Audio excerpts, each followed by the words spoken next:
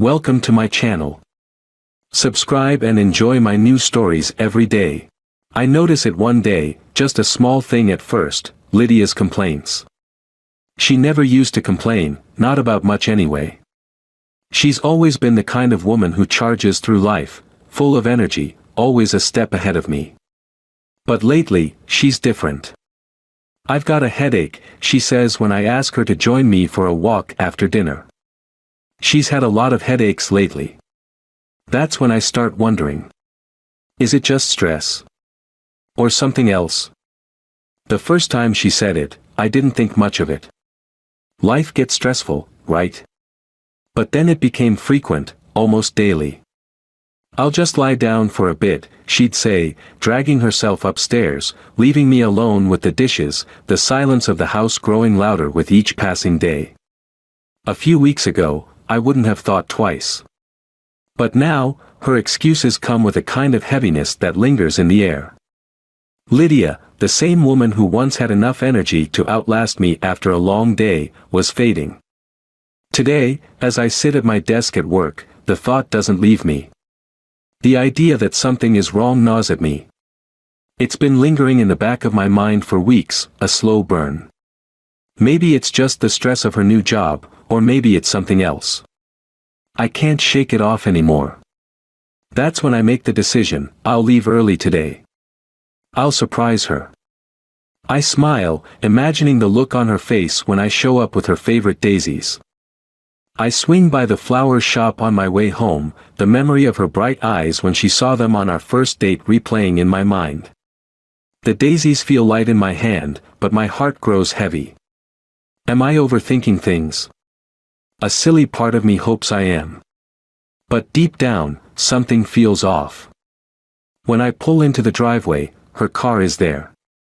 Of course, it is. She said she wasn't feeling well this morning, another headache. I laugh to myself, feeling a little guilty. Poor Lydia. Maybe I'll bring her some tea after the flowers. That'll cheer her up. I push open the door, keys jangling in my hand, the sound echoing through the silent house. The stairs creak under my weight as I head upstairs toward our bedroom. I clutch the bouquet tighter, the petals brushing against my hand. My heart races. She'll be so surprised. I'll tell her I came home early to spend time with her, to make her feel better. It'll be a nice evening. We need it. As I reach the top of the stairs, I hear it, voices. Hers, faint but unmistakable, followed by a low murmur that doesn't belong to me. My steps slow, the beating in my chest growing louder than the voices. I inch toward the door, a knot twisting in my gut. The door is cracked open just enough for me to see. I glance in, my mind refusing to process what my eyes are seeing. Lydia is in bed, and she's not alone. The man with her, our primary care physician. Dr. Ellis. I feel the world shift, my mind reeling, but I stay rooted to the spot, frozen in disbelief. She's curled against him like it's the most natural thing in the world, the sheets tangled around their legs. His hand rests lazily on her waist, his voice murmuring something soft, intimate. The daisies slip from my fingers, hitting the floor without a sound. For a moment, I can't move. I can't breathe. The betrayal slams into me like a freight train. Lydia, my wife, my everything, with him. Of all people, our doctor. I want to storm in, yell, demand answers. But instead, I take a step back, then another, retreating silently down the hall. Rage simmers just beneath the surface, but I keep it together. Not yet. Now's not the time. I slip out the door, unseen, the daisies still lying crumpled on the floor of our bedroom. Once in my car, I sit gripping the steering wheel, my knuckles white. She's been cheating. God knows for how long. The headaches, the distance, the constant "I'm tired" excuses, it all makes sense now. And he, Dr. Ellis, this whole time, he's been playing the caring physician while screwing my wife. The rage I've been holding back ignites. But I'm not a fool. I won't confront her now. No, this needs to be handled smartly. I'm going to make sure she regrets every moment of this. She thinks she can sneak around behind my back. I'll show her what betrayal really feels like. The plan forms slowly, piece by piece, as I sit there staring blankly out the windshield. First, I'll gather proof. I need to know how deep this goes. If she's been lying to me about this, who knows what else she's hiding? I want to know everything. I'm not just going to ruin her. I'm going to make her wish she'd never crossed me. I pull my phone out, scrolling through the numbers until I find the one I need. Yeah, I say when the voice on the other end picks up. I've got a job for you. Discreet. I need surveillance on my wife. The voice on the other end agrees, and I end the call, feeling a strange sense of calm settle over me. Lydia has no idea what's coming. But she will. Soon enough, she'll know what it's like to be betrayed, humiliated. I'll make sure of that. I glance at the bouquet of daisies, now lying limp on the passenger seat. A bitter laugh escapes me. I almost feel sorry for her, almost. But not quite. She made her bed. Now she'll have to lie in it. And when I'm done, there will be nothing left of the life she thought she had. The next morning, the alarm clock rings at 6:30 a.m. like it always does. Lydia is already out of bed by then, as she's been lately, her routine now dictated by these headaches and early morning gym sessions she claims to need for some stress relief. I stare at the ceiling for a moment, my mind replaying the scene from yesterday. Her and Dr. Ellis. I feel the burn of betrayal in my chest, but I force it down. Today's a different kind of day. Today, I'm not the clueless husband. Today, I take control. I'm going to dismantle her life, one piece at a time. I hear her downstairs in the kitchen. The clink of mugs, the sound of the coffee pot gurgling. She's going about her routine like nothing's changed. Like she didn't spend the previous day in bed with another man. My fist tightens under the blanket, but I keep my calm. No outbursts. Not yet. I shower and get dressed, pulling on my best mask of normalcy. I don't need her sensing that something's different, not until I'm ready. As I make my way downstairs, I catch sight of her standing by the counter, sipping her coffee.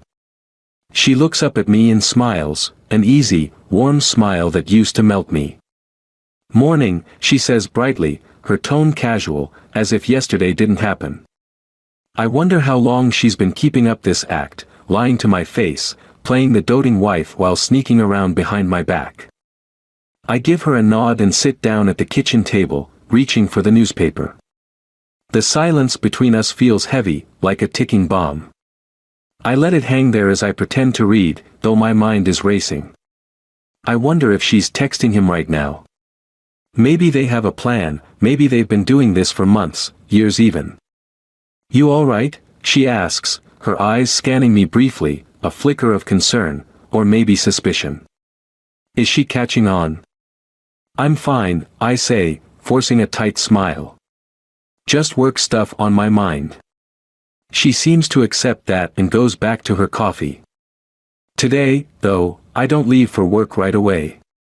Instead, I wait. I'm pretending I have a late meeting, but really, I'm waiting for my private investigator to call. I've hired one to tail her for the next few days, to dig up everything. She's not getting away with this. At 8:15 a.m., Lydia is pulling on her jacket, ready to head out. "I'll be home late again tonight," she says, casually dropping the words. "Client meeting after work. Don't wait up." I almost laugh. The lies come so easily to her now. Does she even realize it? Or has she convinced herself she's still the innocent, overworked wife? I watch her go, my heart thudding with a quiet rage as the door clicks shut behind her. I wait 5 minutes, then call the PI. She just left. "Make sure you follow her closely," I say, my voice colder than usual. "Already on it." "I'll keep you posted," the PI responds, his voice professional and businesslike. I hang up and sit back, staring at the empty house around me. I used to love this place, our house. We built it together, filled it with memories. Now, it feels like the walls are closing in, suffocating me with the weight of her lies. But soon, this place won't be hers anymore. By the time I get to work, my mind is already buzzing with possibilities. Revenge is tricky. I wanted to hurt her, but I want it to be precise. I don't want to blow up in a fit of rage and have her turn this around on me. No, I want to take her down in a way that leaves her no way out. Something slow, methodical. The first step is making her think I don't know anything. She needs to feel safe, comfortable in her lies. And then, when the moment's right, I'll pull the rug out from under her. At lunch, the PI texts me a photo, Lydia walking into a restaurant. Dr. Ellis is already there, waiting at a corner table. My heart clenches at the sight of them together, but I swallow the anger. Not yet. I need more. The day drags on, each hour crawling by as I wait for the next update. Finally, as I'm packing up to leave, another text comes in. They left the restaurant together. Heading back to his office. Want me to follow? Yes, I type back, my fingers pressing harder into the phone screen than necessary. Of course I want him to follow. I want to know exactly where they're going, what they're doing. I want every last detail. When I get home, the house is still empty. Lydia's not back yet, no surprise there. I pour myself a drink, the ice clinking in the glass as I swirl it around. The day's events replay in my mind. It's one thing to suspect, but seeing the proof in front of me is different. It stirs something deeper, darker. The front door opens, and I hear Lydia's footsteps. I stay seated on the couch, listening to her move through the house. She doesn't come in to see me right away, and that's telling. Maybe she feels guilty. Maybe she's already thinking of how to explain her absence. Finally, she walks into the living room. "Hey," she says, tossing her bag onto the chair. "Long day." "You?" "Yeah," I say, looking up at her with an easy smile. "Same here. Work was a nightmare." She nods, rubbing her temples as if she's tired, but I see through it now. I know what she's been up to. I'm just waiting for the right moment to strike. "You want to order in tonight?" I ask, as if everything is normal. "That sounds good," she replies, sitting down across from me. "I could use a break." I keep the conversation light.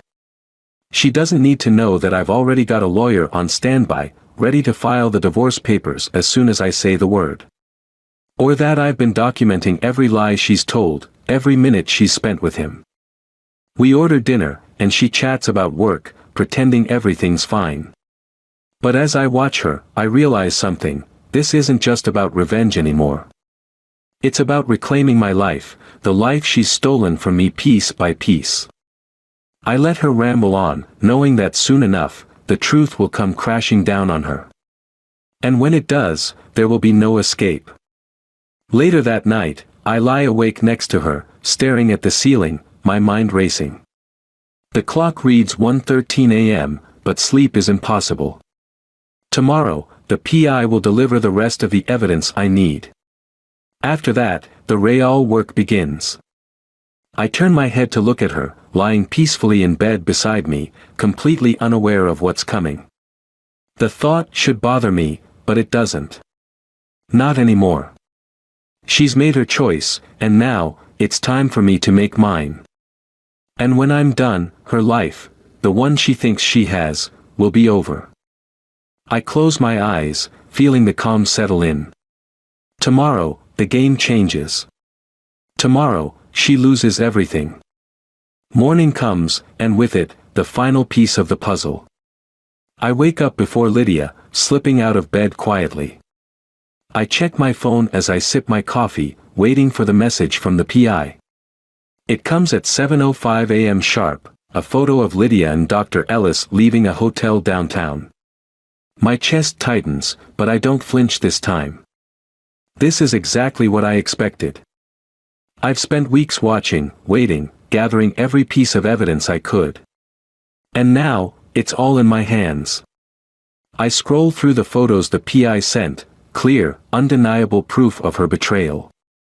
There they are, walking arm in arm, laughing, her head resting on his shoulder like they're the happiest couple in the world. The kind of intimacy she used to share with me. I close my phone and exhale slowly. This is it. It's time to act. Lydia's still asleep when I head upstairs, the sunlight creeping through the curtains and casting soft shadows across her face. I watch her for a moment, wondering if she ever thought she'd get caught. Does she feel guilty? Does she even care? I kneel down next to her side of the bed, my face calm, my heart strangely steady. Lydia, I say softly, shaking her shoulder. She stirs, blinking herself awake. Her eyes flutter open, and she smiles at me, just like every other morning, like she hasn't been lying to my face for months. Morning, I say, standing up and walking back toward the door. We need to talk. Her face tightens, eyes narrowing with a flicker of confusion. About what? She asks, sitting up. Her voice is cautious, guarded. I don't answer right away. Instead, I turn and leave the room, heading downstairs to the kitchen. She follows soon after, still in her robe, her bare feet padding softly on the hardwood floors. I can sense the tension in her now. She knows something is off, but she has no idea what's coming. I sit down at the kitchen table, my fingers drumming lightly against the wood. She stands across from me, leaning on the counter, watching me carefully. I've been thinking, I start, my tone casual but firm. About us. About everything. She raises an eyebrow, tilting her head slightly. What do you mean? I lock eyes with her, letting the silence stretch for a beat longer than necessary. She shifts uncomfortably. I know, Lydia, I say finally, my voice low but unwavering. I know about him. About Dr. Ellis. Her face pales instantly, her body stiffening as the words hit her. For a moment, she's completely still, frozen in place. Then, she opens her mouth to speak, but no words come out. She's caught, and she knows it. What are you talking about? She stammers, trying to regain her composure. I don't. Stop. My voice cuts through her pathetic attempt at denial. I reach into my pocket and toss my phone onto the table, screen up, displaying the photo of her and Dr. Ellis leaving the hotel. You can drop the act, Lydia. I have all the proof I need. She stares at the phone, her eyes wide, mouth slightly open. The color drains from her face as the reality of the situation sinks in. It's not what it looks like, she starts, her voice trembling, but I'm already shaking my head. It's exactly what it looks like, I say, my voice cold now. You've been lying to me, sneaking around, cheating on me with our doctor. Did you really think I wouldn't find out? Her hands tremble as she reaches for the back of a chair, steadying herself. I can explain, she whispers, but her words are hollow, empty. I don't need your explanations, I snap, standing up and walking toward her. I know everything. I've known for weeks. I've been watching you, Lydia, waiting for the right moment. And now, it's here. Her eyes dart around the room, desperate for some kind of escape, but there's nowhere for her to go. I've trapped her, and she knows it. Please, she says, her voice cracking. It was a mistake. I didn't mean for this to happen. I love you, I do, but don't lie to me again. I slam my fist onto the table, the sound reverberating through the kitchen. She jumps, tears welling up in her eyes. You don't get to say you love me. You threw that away the moment you started sleeping with him. She breaks down, sobbing, her hands covering her face. I'm sorry, she cries, sinking into the chair, her body shaking. I'm so sorry, please, just let me explain. I watch her for a moment, her pathetic display of regret almost laughable. But I'm not moved. She's only sorry she got caught. Here's what's going to happen, I say, my voice hard as steel. You're going to pack your things and get out of this house. Today. I'm filing for divorce first thing tomorrow. And don't even think about trying to take anything from me. I've got every bit of evidence I need to make sure you get nothing. She looks up at me, her face streaked with tears. You can't do this, she chokes out. Please, let's just talk. We can fix this. Fix this? I laugh, the sound bitter. There's nothing left to fix, Lydia. You ruined it. You chose him over us. Her sobs grow louder, and she reaches out for me, but I pull back, disgusted by the sight of her. Don't touch me, I growl. You don't deserve that anymore. She collapses into herself, her cries filling the room. I turn away, my mind racing with what comes next. This is just the beginning. I've already contacted a lawyer, already lined up every detail of my plan. Lydia thinks she's suffering now, but she has no idea how much worse it's about to get. You should call Dr. Ellis, I say over my shoulder, my voice cold and detached. Maybe he can help you figure out where you'll live, since you won't be staying here anymore. Her sobs catch in her throat at my words, and she looks at me with wide, pleading eyes. Please, she whispers, her voice hoarse. Don't do this. But I'm done listening to her. I walk out of the kitchen, leaving her crumpled and broken at the table. I head upstairs, grabbing a bag and packing a few things. I'll stay with a friend tonight. I don't need to be here for the rest of her pathetic meltdown. By the time I'm back downstairs, she's still sitting there, her face in her hands, her body trembling. I don't say another word as I walk past her and out the door, the finality of my exit hanging in the air like a death sentence. As I drive away, the weight on my chest starts to lift. This is only the beginning. Soon, she'll be out of my life for good. And when I'm done with her, she'll have nothing left. Lydia thought she could cheat, that she could betray me and walk away unscathed. She was wrong. This isn't just about divorce. This is about retribution. I'm going to make sure she feels the pain she caused me tenfold. And when it's over, she'll wish she never met me. I drive away, the cool air rushing through the open window, my heart pounding with a strange mixture of anticipation and calm. It's over. At least, the part where Lydia believes she can still plead and manipulate her way back into my life. But for me, this is far from finished. I glance at my phone on the passenger seat. A message from the lawyer comes through, confirming that the divorce papers are being prepared.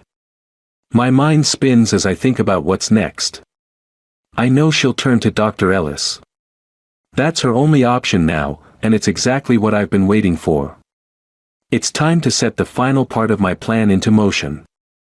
I pull over to a quiet parking lot and dial a number. Everything's in place.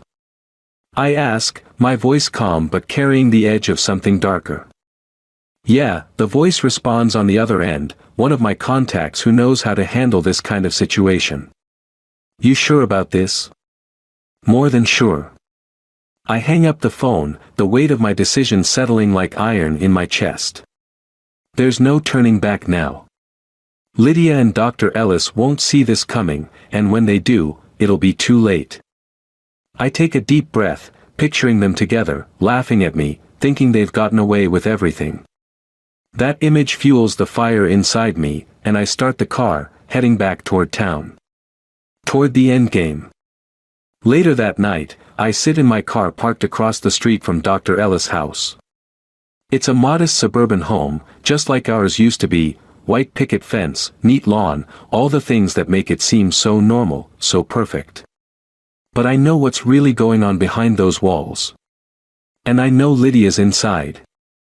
The PI had followed them from the hotel to here, and I received a fresh batch of photos, Lydia walking into his house, her head down, defeated. She's probably crying to him right now, playing the victim, telling him how I, cruelly, kicked her out. It makes me sick. My plan isn't just about ending our marriage, it's about ruining both of them. I want to leave them nothing but ashes. The street is quiet. No neighbors outside, no one to notice what's about to go down. I step out of the car, adjusting my coat, and walk toward Dr. Ellis' front door, the night concealing my approach. My hand tightens around the heavy wrench hidden inside my coat pocket. I'm not afraid. Not anymore. I knock on the door, calm, composed. After a few moments, the door opens, and there he is, Dr. Ellis, standing in front of me with a surprised look on his face. He doesn't recognize me at first, but then it clicks, and a flicker of panic crosses his eyes. "You," he says, his voice unsure, like he's trying to figure out how to handle the situation. "Me," I reply, my voice flat, emotionless. "We need to talk." He steps back, uncertain, but before he can react, I push past him, into the house. His living room is exactly what I expect, clean, sterile, like his whole life is some kind of polished facade. I glance around quickly. Lydia's not in sight, but I can feel her presence here. She's close. "What the hell are you doing here?" Ellis asks, his voice gaining some strength as he follows me into the room. "You can't just barge in like this." I turn to face him, feeling the adrenaline surge. "I know what you've been doing with my wife, doctor." His face blanches, but he tries to maintain control. "Listen, I don't know what you think." "Don't insult me," I interrupt, my voice rising. "I've seen the photos. I've had people following you, watching both of you. I know everything." For a second, Ellis looks like he's about to respond, to deny it all, but then he drops the pretense. His shoulders slump slightly. "Look, man, it wasn't supposed to be like this." Before he can say another word, I step forward, shoving him hard against the wall. His body thuds against the plaster, and he gasps, eyes wide with fear. "You're a doctor," I sneer, my face inches from his. "You're supposed to help people. Instead, you've been screwing my wife behind my back." He tries to push me off, but I'm stronger, my rage fueling me. "It's not," he struggles, but I slam him back again, this time harder. "Not what? What excuse are you going to use, Ellis? That it was just sex? That it just happened?" His eyes are wide, his breathing rapid. For all the confidence he had when he thought he was untouchable, now he's nothing more than a coward. Just like Lydia. At that moment, Lydia steps into the room, her eyes widening in shock when she sees me. "What are you doing here?" she breathes, frozen in place. My eyes lock onto hers, cold and unfeeling. "I told you this wasn't over." She looks between me and Dr. Ellis, her face crumpling. "Please, let's just talk. I know I hurt you, but..." I cut her off with a harsh laugh. "Talk. There's nothing left to talk about. You betrayed me, and now you're going to pay for it." Ellis tries to speak again, but I release him, shoving him roughly to the floor. He scrambles back, looking up at me with fear in his eyes. I turn my attention to Lydia, taking a step toward her. "You thought you could just walk away from this? That I'd let you get away with it?" I shake my head slowly. "No. I'm going to make sure you lose everything. Just like I did." Her voice breaks as she steps back, her hands shaking. "Please, just stop. We can fix this." "Fix this?" I snap, pulling the phone from my pocket and tossing it onto the coffee table in front of her. The photos, the ones from the PI, flash across the screen, each one a brutal reminder of her betrayal. She stares at them, her face paling, and then looks back at me with desperation in her eyes. But it's too late for that. "I've already filed for divorce," I say, my voice calm now. "And I'm making sure you get nothing. No house. No money. Nothing. I glance at Ellis, who's still on the floor, pale and trembling. And you're done. Your career, your reputation. When I'm finished, the whole town will know what kind of man you are. Lydia collapses into the chair behind her, sobbing, while Ellis stammers, "Wait, no, this can't happen. I can't." "Consider it done," I say, my voice cold and final. "You ruined my life, and now I'm going to ruin yours." I turn and head for the door, leaving them both behind, broken and helpless, their world collapsing around them. As I step out into the night, the weight that's been crushing me for weeks finally lifts. It's over. I've won. Lydia and Ellis are nothing but wreckage now, left to deal with the consequences of their choices. I climb into my car and drive away, the cool night air rushing past me. The house, the marriage, the life I once had, it's all behind me now, and I'm free. The betrayal is complete. And so is my revenge.